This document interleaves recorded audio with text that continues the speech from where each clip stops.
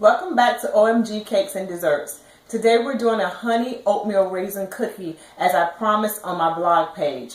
I do have the address of the site where you can get this recipe from. It's from the National Honey Board, and it's on my my blog page, which is www.omg-cakes-desserts68.com. So you can follow along with me as I do this recipe. Now the first thing that I've already done is I've added my unsalted butter and my sugar to the bowl just to kind of speed the process up a little bit. And I've already creamed those together in the bowl. And if you can look down in the bowl, you can see that the butter and the sugar is creamed together in the bowl. I did use unsalted butter, and the reason why I use unsalted butter is because we want to control our salt and our salt ratio. We want to be able to add our own salt to it so that we can control how much salt is added to it.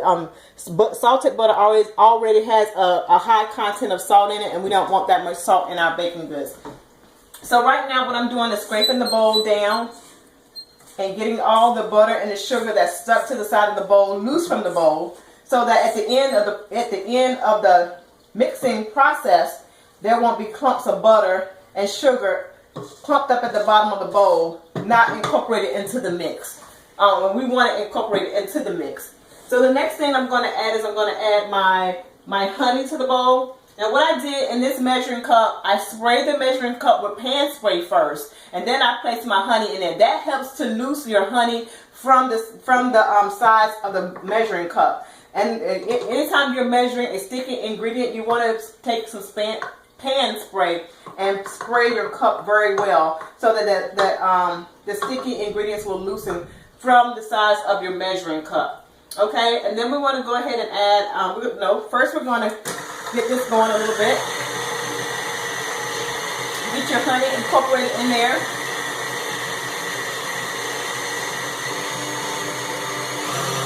And then what we're going to do, we're going to go ahead and scrape the sides of the bowl again once that's done, so that we can make sure, like I said, that that honey, that sugar, and that butter is not stuck to the side of the bowl.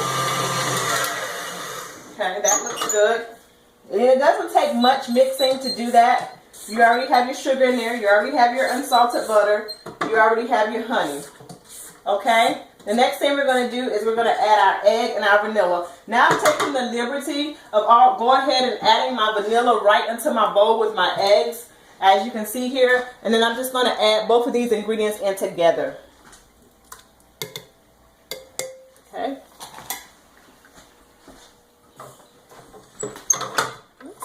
Gonna lift that up and get those incorporated in there together like this.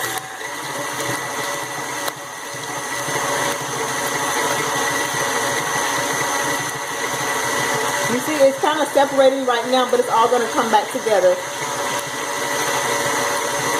I'm gonna turn it up a little bit. Get that to going.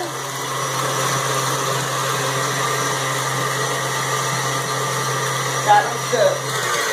All right. The next ingredient that we're going to add is we're going to add our dry ingredients to this bowl. And our dry ingredients consist of flour, and I'm using all-purpose flour for this recipe. The recipe calls for whole wheat flour, but I'm going to use all-purpose flour. You're going to use whole quick oats for the recipe. Then you're using cinnamon and baking soda, and then some salt. That's where we added our salt at. We don't want to add our salt with the butter. We want to add our salt in later. That way we can control our salt content, as I said before. So what I'm going to do, I have all my dry ingredients in here. And what I like to do is kind of whisk my ingredients to make sure that they're kind of getting incorporated a little bit. They're mixing up a little bit before you add them to the bowl. They've already started them coming together, marrying each other into one perfect union. Okay, and then I'm going to add this to my bowl. These cookies are so good. I did make a batch the other day, and I was really impressed at how well these cookies turned out. You don't want to turn your bowl on high when you first start. When you first put your dry ingredients in there, because what's going to happen if you put your dry ingredients in there and you turn your mixer on, you can have a big mess everywhere. So you want to make sure you turn it on low, and then you can turn it up a little bit. And that's it. It doesn't take a lot of mixing. You don't want to over mix it. You just want to mix it until all the dry ingredients fully incorporate into the wet ingredients. And that's, well, the wet ingredients. And that's what we have here. So now you have more of a cookie dough consistency of your batter. And then the next last ingredient is actually the raisins. And that's pretty much it. So I'm adding all the raisins. I'm going to let it go for a quick minute.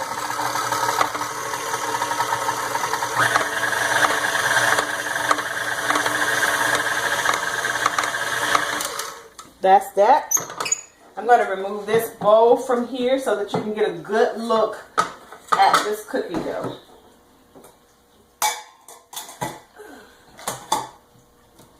Okay.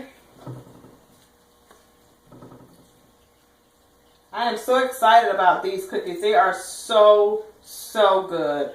And when you try this recipe, you're going to love them. I promise you're going to love them. If you love honey, and you love raisins, and you love oatmeal, you'll love this recipe.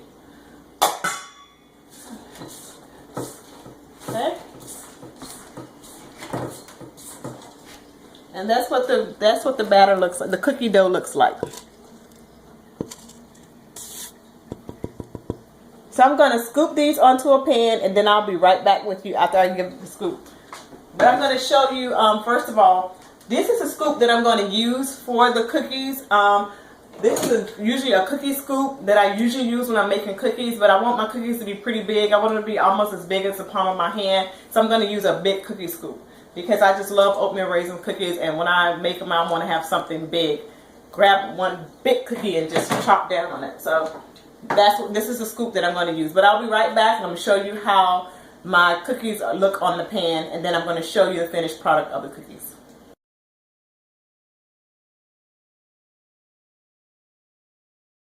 Honey oatmeal raisin cookies just came out of the oven. I put them on this cooling rack to cool for a couple of minutes, but just to give you a little bit of information, just in case you're not following along with the recipe, that I baked it in the oven at 350 degrees Fahrenheit for 20 minutes. The recipe says 10 to 12 minutes, but because my cookies were big, I baked them for 20 minutes. And then I did have to add maybe like a couple of more minutes on the end, maybe like 2 or 3 minutes on the end, just to make sure that they were a little bit darker. But as you can see, these are my cookies. These came out perfect. I love the way they look. I love the texture, and you can see how big they are. They are so big. They're as big as the palm of my hand. And that's what I wanted. I wanted really big cookies because I want just to have, if I just want one cookie just to eat, or several, that I have just this one cookie. I don't have to come back and keep getting 1 or 2 cookies. That makes you feel guilty. Just have one big cookie that you don't feel guilty. But anyway, I also want you to see how moist this cookie is. It is very moist. It's very soft, very chewy cookie, and I love the texture of this cookie. I'm going to keep this recipe. This recipe is going to be one for the books that I'm going to keep.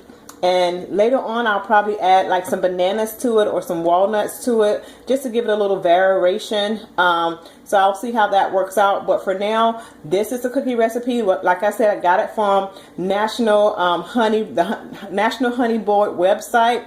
And these cookies are so good. They are so good. They are OMG good. Thank you for stopping at my blog page to see this video. I'm going to be posting more videos later, and I will have a little sidebar of some things that happened while I was baking. So I hope you enjoyed these as much as I did. And if you bake these cookies, give me a shout out on my blog and let me know how they turned out for you and how you like them. Anyway, thanks for watching again. I love you. Bye.